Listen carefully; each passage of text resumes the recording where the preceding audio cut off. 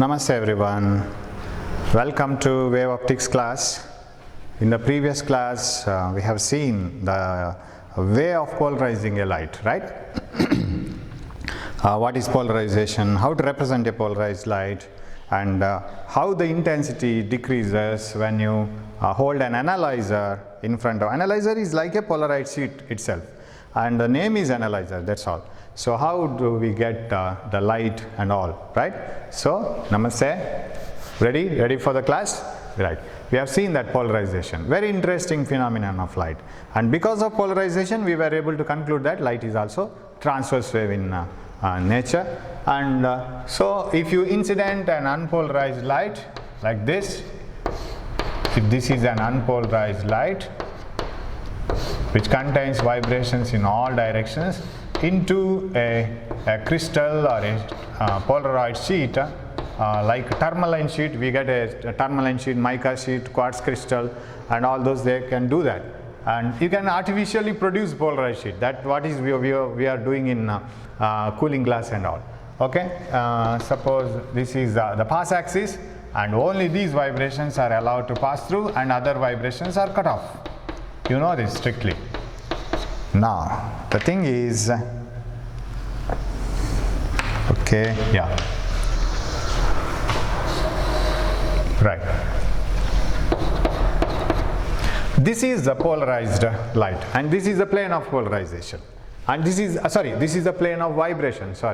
This is the plane of polarization where no vibrations are present. Now, if such a light is polarized, and we can analyze it using an analyzer kept here, and if the pass axis of the analyzer is also parallel to the incident light, then you will get maximum light here, right? Maximum light here. And if the axis of the analyzer is perpendicular to this incident beam like this, then the intensity light will be minimum. Why it is so? Now the vibrations are not allowed to pass through this crystal, or they are completely blocked. But if you place this analyzer with its axis little bit turned like this, suppose the axis of this is not exactly perpendicular, say it at 60 degrees and 45 degrees, 30 degrees and so, then what is the intensity of light? It is neither maximum nor minimum. It is not very bright and very dark. Why it is so? Because this electric field, whatever I have shown, is not a single electric field. It is the resultant of many electric fields. Whenever you show light as a combination of electric and magnetic fields like this, what is this B and what is this E? That direction arrow mark is shown as the resultant of many magnetic fields. This is the resultant of many electric fields. For example, how much amount of light is here in the board in this region? If I ask you, the amount of light in this region is so much. But is it the light produced by only one source? No. It is the light produced by sunlight which is scattered and fallen here. It is the light produced by one bulb here. It is the light from one window. It may be the light from the LCD and all. All put together is the light here, right? So it is a combination of many lights. Similarly, this electric field, what I have shown in the diagrammatic representation, it is a resultant electric field of many other fields. That means this electric field is the combination of, it is a representation of many electric fields. That means where are the other electric fields then? They may be like this, like this, like this, like this, and all put together this came. Best example is, if you observe a small food particle moving like this at a certain distance, it is actually because many ants will be carrying the food particle together. Collectively they are doing work, right? Ants are supposed to be very hard workers but not intelligent, right? Suppose here is a food particle which is moving like this. From a distance you feel that this food particle is pulled by all the ants in this direction. If you think so, you are wrong. Some ants will be pulling the food particle like this, some ants will be pulling the food particle like this, and some may be even pulling it in the opposite direction, because they may not be knowing where is the target and where they have to push and pull. Some even may be climbing up the food particle and they will be enjoying. Actually, they are not enjoying. They are trying to push it, don't know where. So all these forces put together is this one. What is this force? This is the resultant force. Actually, what do we see from the distance is the resultant force. We see that the food particle is moving in a particular direction. But individually, all the ants will not be pulling that food particle in a particular direction. So this vector is not a single vector. All the ants strictly are not pulling the food particle in a particular direction as we pull a cart in a festival, right? In a festival, how the people will pull the cart? They will try a very big rope, thick rope, and they will start pulling it in the same direction, so that effectively it gets added up, so that effort needed is less. Whereas here, the ants are not so intelligent. They will be pulling in different directions and even in the opposite direction. Finally, the food particle will move like this. Actually, these opposite direction forces are of no use, and even the perpendicular direction force is a waste. So, the food particle will be carried somewhere else then finally. Okay, this is and can I call this as the resultant? And these are all components. What are components? Components are the set of vectors whose sum is the final vector. So any vector is the resultant of many vectors, right? If a boat is moving in a sea in some direction, means it may be because of that resultant force is because of the weight of the ship, weight of the boat, and the force given by the sea waves, and the force given by the fishermen, everything added. Finally, we will get the resultant. Similarly, I have shown this electric field as like this, but that electric field is not a single electric field. It is the combination of many other electric fields. Electric fields may be like this, like this, like this, like this. But remember, whenever you get the component, suppose this is the food particle, and the food particle is finally moving in the resultant force like this. If the resultant has to be in this direction, then out of all the components, most of the components must be acting very close to this. Resultant is always in the direction of in the direction of the most of the forces. And whatever the forces which are acting in this direction must be weaker, otherwise the resultant would have been like this. So, in what direction most of the stronger forces exist, in that direction resultant force exists. That means you will never get any force like this.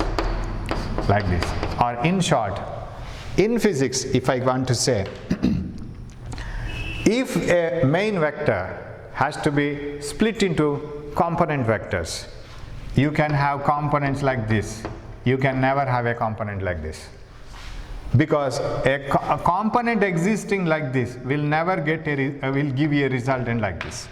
All the components which are existing in this direction, in this direction, in this direction, all these put together can produce this resultant.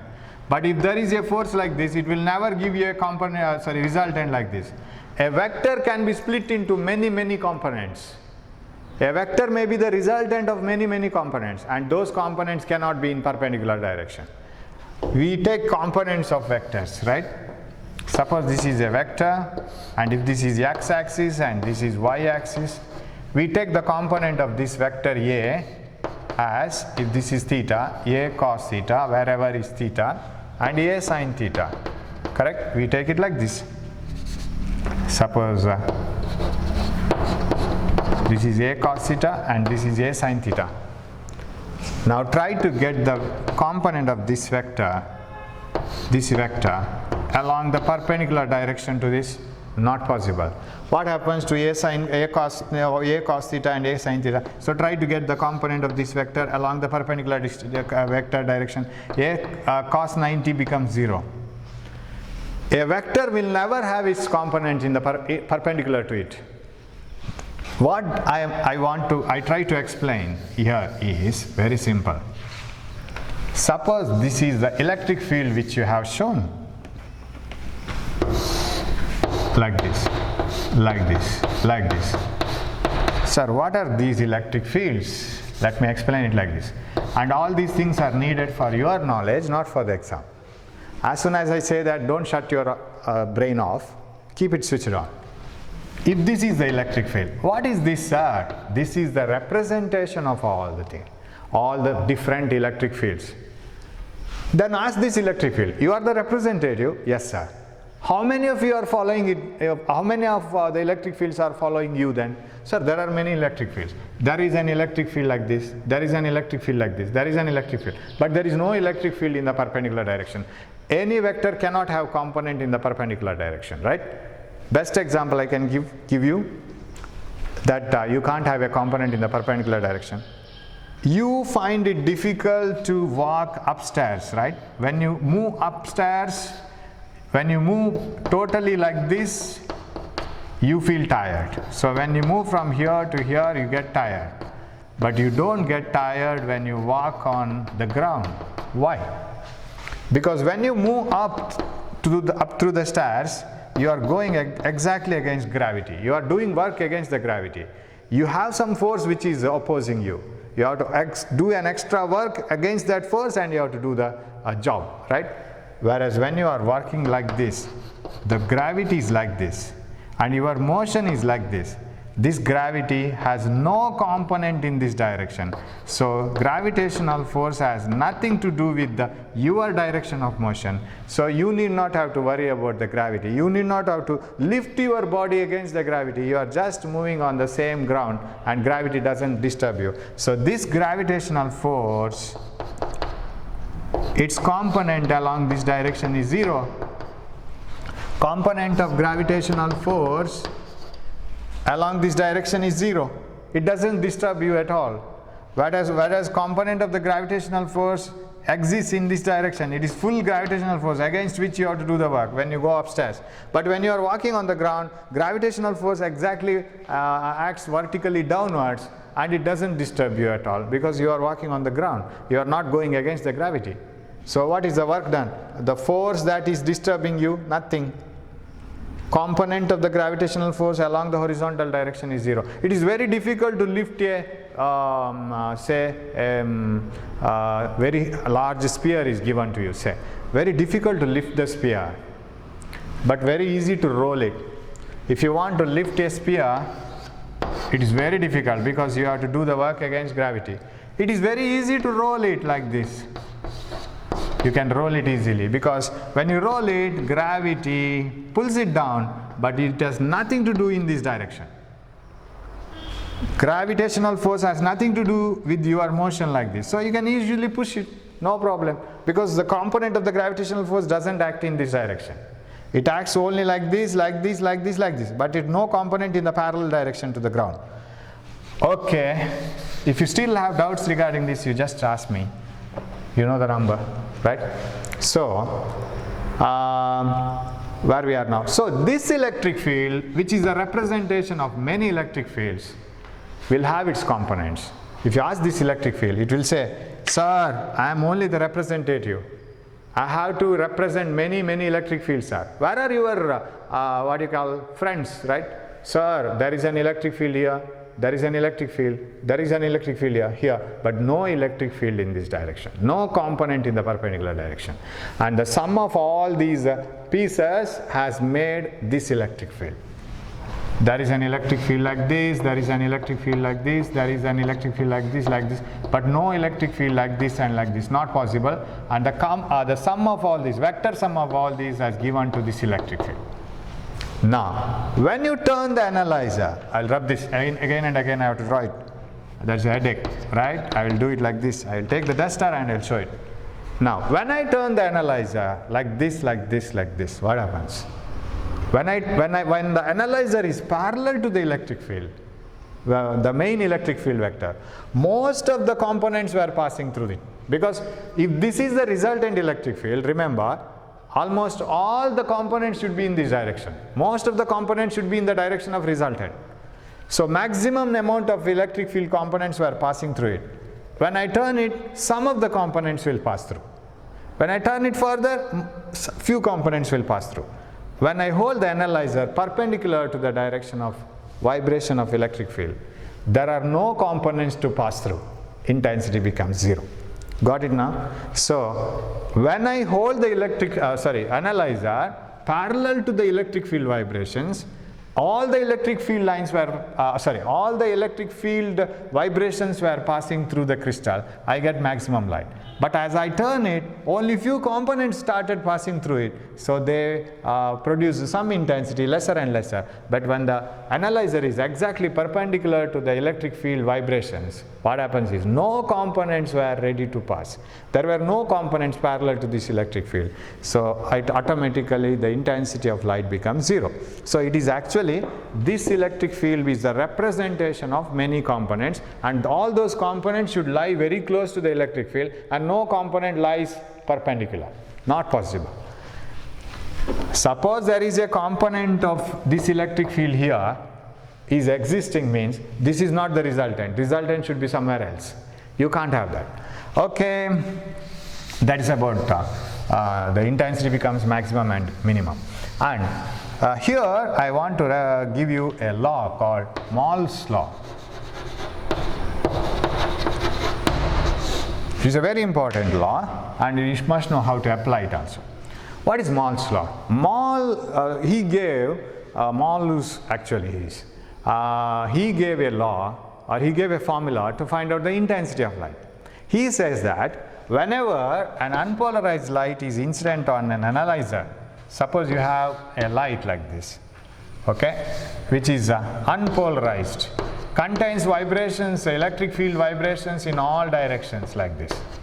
And if it is made to fall on an say polarizer, this is a polarizer and is made to hit here, this is the pass axis. Now what about the intensity here? Of course intensity reduces because we have lost many electric field vibrations, and electric field will contain only vibrations in a particular plane. He says that if I is the intensity of the incident light, then this intensity here, I will write it as I naught, not I naught. Okay, I will take it as I naught. This is I by 2. Of course, this is not the law. So intensity of light coming out of any polarizer, any polarized light, after getting polarized, is reducing to half of the original intensity. So when unpolarized light is incident on any polarizer, the outcoming intensity will be 50% of the incident intensity. So I naught is I by 2. Now this law comes. How? If you hold an analyzer, now the question comes, how is the angle of the analyzer compared to these vibrations, theta? You might have hold this analyzer like this, right? You might have hold it like this way also. If it is held like this, then the vibrations are like this and it is making an angle theta. Now what is the intensity of light? What is the intensity here? Depending on the angle theta. So if a polarized light is incident on an analyzer, then the intensity of the outcoming light depends on this angle. We know it, right? If it is exactly 90 degree, no light. And if it is parallel, maximum light. If it is at 30 degree, neither maximum nor minimum. So intensity of the light coming from out of an analyzer inclined with its axis inclined at an angle theta is I is equal to, so I will call this as incident, and I will call this as incident by 2, right? Incident light of the unpolarized light, intensity of the unpolarized light. This is the intensity after coming out of polarizer, which is incident on the analyzer at some angle. The intensity of the outcoming light, that is what I call I. So intensity of the outcoming light out of the analyzer, I is equal to I naught, that is incident light, to the polarizer, not that incident light, this one, I naught cos squared theta. This is what is Mons law, right? Intensity, so see the situation properly. When unpolarized light is incident on any polarizer, outcoming light is I by 2, whatever be the angle. Here angle doesn't matter because this may be parallel to this vibration, right? This vibration. And when I turn it, it may be parallel to another vibration. When I turn it like this, this may be parallel to this vibration. No problem there. There is no question of angle at all. So when an unpolarized light is incident on an polarizer, the outcoming intensity will be half of the original intensity. Now comes Mons Law. Whenever a polarized light is incident on an analyzer, which is inclined with its axis making an angle theta with the vibration, with the electric field vibration, the axis of the analyzer is making an angle theta, then the outcoming light's intensity is given by I is equal to I naught cos square theta, where I is the intensity of the light coming out of the analyzer, and I naught is the intensity of the incident polarized light, and this one incident polarized light, and theta is the angle between the axis of the analyzer and the electric field vibrations. Only electric field vibrations which are remaining now, because it is a polarized light. So angle between the electric field vibrations and the axis of the analyzer, that is theta. Now you can apply it anywhere. You know that when the axes are parallel, okay, I'll rub this one. If the axis is parallel like this, what is theta? 0, right? That means same vibration should come out? Yes. Cos 0, 1, I is equal to I naught. We got it? And when theta is 90, when you hold the analyzer perpendicular to the incoming light, theta is 90. What is cos 90? 0. Outcoming light, 0. Finish. And when it is 45 degrees, say, when you hold it at 45, it is neither maximum nor minimum. It should not be 0, it should not be the same intensity I. So what I can do? Same intensity I naught. It should not be same intensity I naught, neither I naught nor 0. So when I hold it at 45 degrees, cos 45 is 1 by root 2. Cos squared 45 is 1 by 2, half I naught by 2. It is 50% of the intensity. So when I reach to 45 degree, we get 50% of the light. When I go to 90 degrees, 0%. So this formula gives the intensity of light. So the statement itself is Mons Law. The intensity of light, whenever, you can start it like this. Whenever a polarized light is incident on an analyzer, whose axis is making an angle of theta with the vibrations of the electric field, then the outcoming light of the analyzer is given by I is equal to I naught cos square theta. This itself is Mons Law. Okay, that's very important law. Now in the entrance exam, suppose you are asked to answer a question like this. An unpolarized light of intensity I naught, but this is for polarized light of intensity I naught. If an unpolarized light of intensity I naught is incident on two crystals or two polarizers and analyzers, two crystal or two sheets which are inclined at 30 degrees like this, 30 degrees with each other. So I will incident unpolarized light on this. What is the intensity of light coming out? I naught is the light intensity, unpolarized light incident on the first crystal, and they are inclined at an angle 30 degree. What is the intensity of coming out light? Okay, that is simple. It makes like this. Okay, very simple. What I can do is, I have two crystals inclined at an angle 30 degree. So this is one, okay, and another one like this.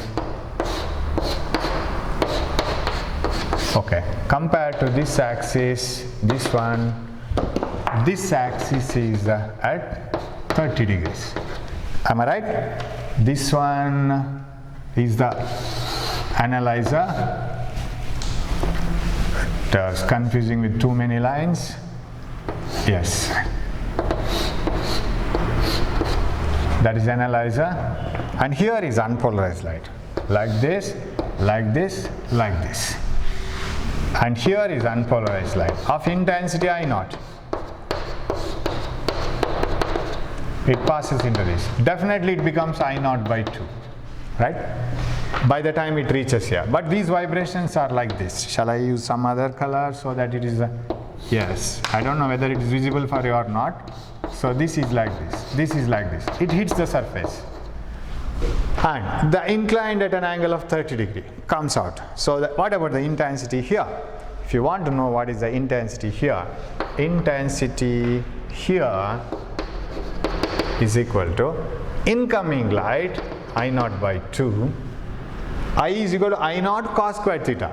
Here I naught itself is I naught by 2. From here onwards, Mons Law. I naught by 2 cos squared 30. Okay, here this itself is I naught, I is equal to I naught cos squared theta, and this is 1. So this intensity is cos squared 30. So intensity of the outcoming light is I naught by 2 cos 30 is root 3 by 2, and it is 3 by 4. It is 3 by 8, correct? 3 by 8 of I naught. What is 3 by 8 of I naught? Intensity is equal to 0. 3 by 8 of I naught means 8 2 times 16, 4 remaining, 5. No.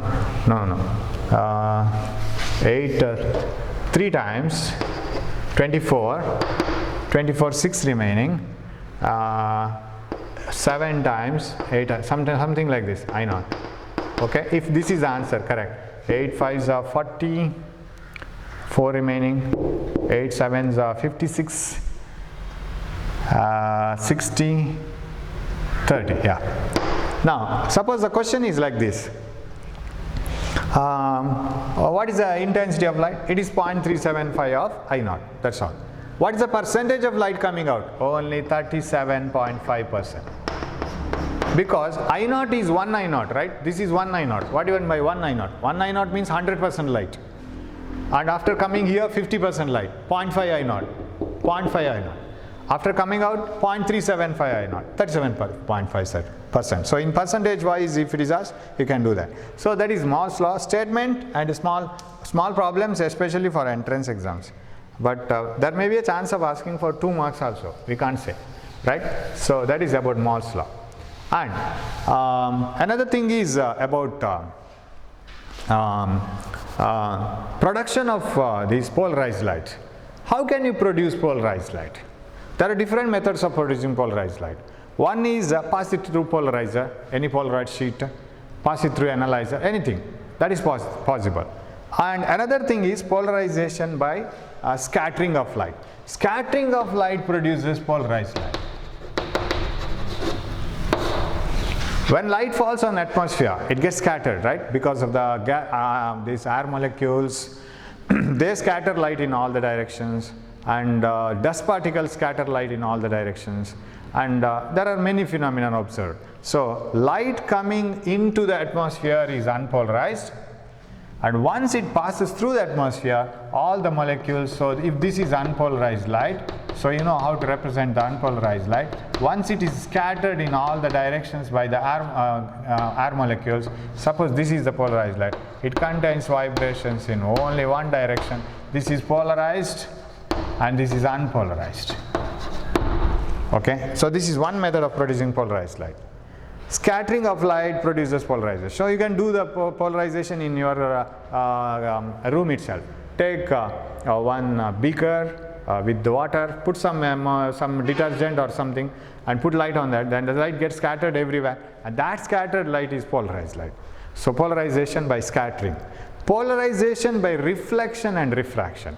That is another phenomenon. This is very important. What is polarization by reflection and refraction? When a ray of light is incident on any surface, the reflected light is polarized and refracted light is also polarized. Whether they are completely polarized? No. That depends on how do you make the light to fall on it. Now, suppose a ray of light, so polarization by reflection and refraction. Okay, take a ray of light. This is unpolarized. So how to represent the unpolarized light? Dots as well as these vibrations. Of course, other vibrations I can't show. I can't show a crossed vibration like this. I can show only these two. This is unpolarized. So light is coming like this. Let it be incident at some angle. A part of the light gets reflected. A part of the light gets refracted. And this is the original direction. You know all these things. So when a ray of light is incident on any surface, a part of it gets reflected, a part of it gets refracted. Now both are polarized light.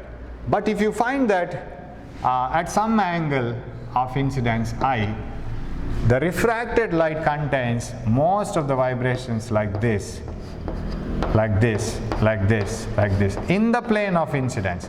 Where is the plane of incidence? It is the board, right? Where is the light incident? Light is in the board itself now. Light is not incident like this. Light is not incident like this. Not like this. It is in the board itself. It is not coming out of the board like this.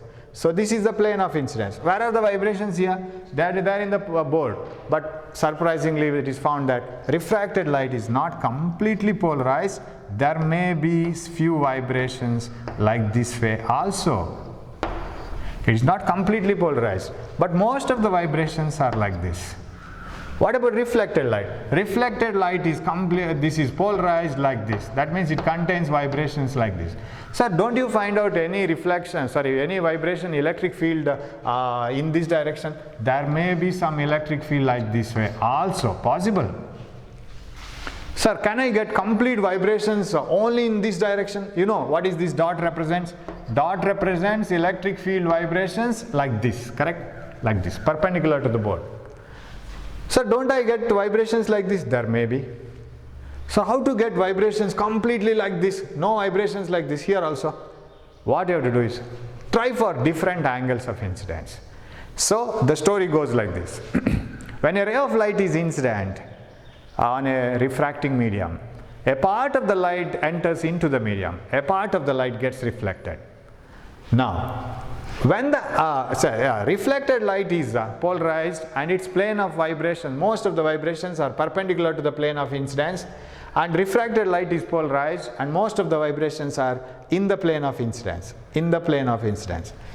As you change the angle of incidence, when you reach a particular angle called polarizing angle or Brewster's angle, this is called Brewster's law. So I am trying to get Brewster's law. For a particular angle of incidence called Brewster's angle of incidence, you find that the reflected light is perfectly polarized. What do you mean by perfectly polarized? There are no electric fields in this direction. No electric field like this. No electric field like this. Right? No electric field like this. All the electric fields are restricted to this plane, like this, in the reflected light. Reflected light is completely polarized. Okay. Sir, what about refracted light? I can't say. It is not completely polarized. But it will be maximum polarized. What do you mean by that? This vibration may be missed out. This vibration may be missed out.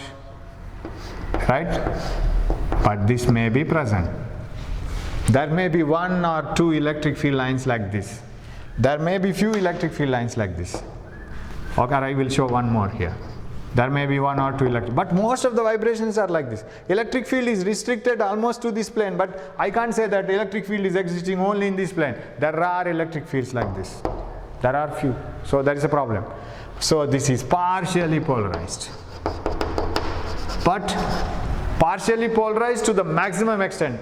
Other than this is not possible. Sir, can I try for more angle of incidence? No. If you still try for more other angle of incidence, this also is lost. Then you will get some vibrations here, everywhere. So this is the maximum amount of polarization possible in the refracted ray, and it is partially polarized. Okay, I'll complete. So now if I can recap the story. When a ray of light is incident on a transparent medium, a part of the light gets reflected, a part of the light gets refracted. If the incident light is unpolarized, then the reflected light is partially polarized, refracted light is also partially polarized, but as the angle of incidence is increased, for a particular angle of incidence called Brewster's angle or polarizing angle, Brewster's angle of incidence or polarizing angle of incidence. Some people use the symbol IP. That is also possible, right? So both are same because angle of incidence is equal to angle of reflection. So when the angle of incidence is increased, for a particular angle of incidence called Brewster's angle or polarizing angle, the reflected light is completely polarized and it contains vibrations only perpendicular to the plane of incidence. If the plane of incidence is the plane of the paper, vibrations in the reflected light, electric field vibrations are perpendicular to the plane of the board. Strictly, there are no vibrations like this way at all. So reflected light is completely polarized, but refracted light is partially polarized. It is not completely polarized. But the degree of polarization is highest. What do you mean by this? It has got polarized to the maximum extent, and beyond this you can't expect, even if you change the angle of incidence. So now at this condition, Brewster gave a law. He's a scientist. He gave a law. At this condition, he says that the reflected light and refracted light, this is the refracted light, right? They are perpendicular to each other. They should be perpendicular. That means this angle should be 90 degrees. It should be 90 degrees. That is what Brewster said. And of course, you can interpret it in another way. At the polarizing angle, the reflected ray and the refracted ray are perpendicular to each other. If these two are perpendicular to each other, what should be this? This is the angle of refraction, right? What should be this one? IB plus R must be equal to 90 degrees, isn't it? Because remaining in 90, because it should be 180. This is a normal drawn. So if this is normal drawn, this should be 180. And if this is 90, remaining this plus this should be 90. Totally it should be 180. So Brewster says that at the polarizing angle of incidence, the reflected and refracted rays are perpendicular to each other. One statement. Another way, tangent of the polarizing angle is equal to refractive index of the medium which reflects light. That is another statement. Tan of IB, if you get, you will get the refractive index of this medium. Remember, refractive index, ratio of the sine of the angle of incidence to the sine of angle of refraction, or V1 by V2 and all, right? So tangent of the Brewster's angle or polarizing angle must be equal to refractive index of the medium which reflects light. The medium which reflects light is this one. Its refractive index is given by tan IB. Now here you may get a 3-mark question. State Brewster's law and explain it and obtain the expression for Brewster's law. Now let us assume that IB plus R is 90 degrees, and then we will prove that it is true. Now how to do that? You have to draw a diagram, but remember, diagram should be very perfect. You can't have vibrations like this way here and dots here. Not possible. It is strictly restricted to the same one. That means reflected light always must contain vibrations perpendicular to the plane of incidence. And refracted light must always contain vibrations parallel to the plane of incidence. And there may be few vibrations here, but here strictly no other vibrations. So when a ray of light is incident at the Brewster's angle, the reflected light is completely polarized and refracted light is partially polarized, but degree of polarization is highest now. You can't have a polarizing polarized refracted ray better than this. Now at that moment, reflected ray and refracted ray are perpendicular to each other. Now tan IB is equal to N. How to get this? Shall I write this? Rub this? I'll rub this now. Here I will write it. Now tan IB is equal to N. How to prove it? Let us take this first. IB plus R is equal to 90 degrees. IB plus R. At the polarizing angle, the reflected ray and the refracted ray must be perpendicular to each other. We will take that part first. Okay. And we will apply Snell's law. You know, N1 sin I is equal to N2 sin R. You know it, right? Here this is R, say. 1 sin I is equal to N sin R. 1 sin IB is equal to N sin angle of refraction. This is the angle of refraction. 1 sin IB is equal to N sin R. What is IB here? IB is equal to 90 minus R, right? So what is sin 90 minus R here instead of IB is equal to N sin R. Okay.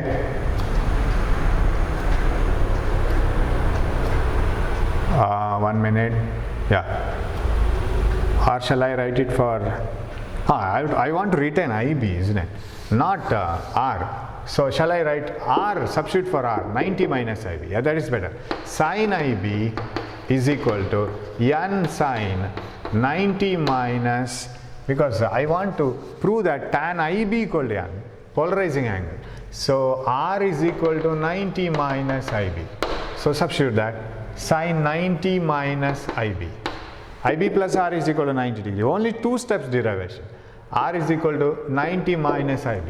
So R is 90 minus IB. So what is this? Sin IB N cos IB. Correct? Sin 90 minus IB is cos IB. Put it here. What you will get? Sin IB by cos IB is equal to N. Tan IB is equal to N. Very simple. Very simple logic. So statement, explanation, and small derivation.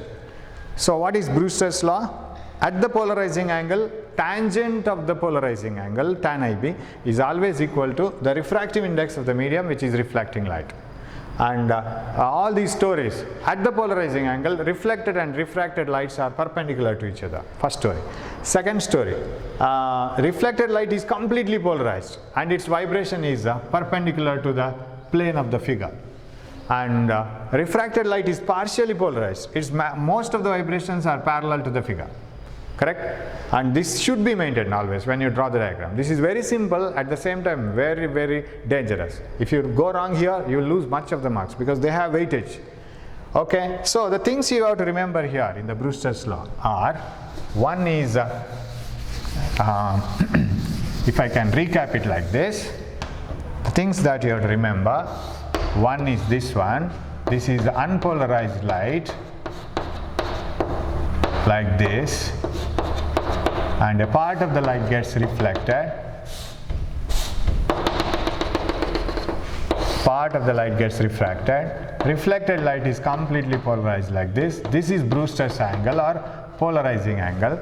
This is angle of reflection, same as this one, and this is angle of refraction, but here the vibrations are mostly restricted here, but very few vibrations here. There may be few vibrations like this. And N is equal to tan IB. One important equation, IB plus R is equal to 90 degrees. Another important equation you have to follow here.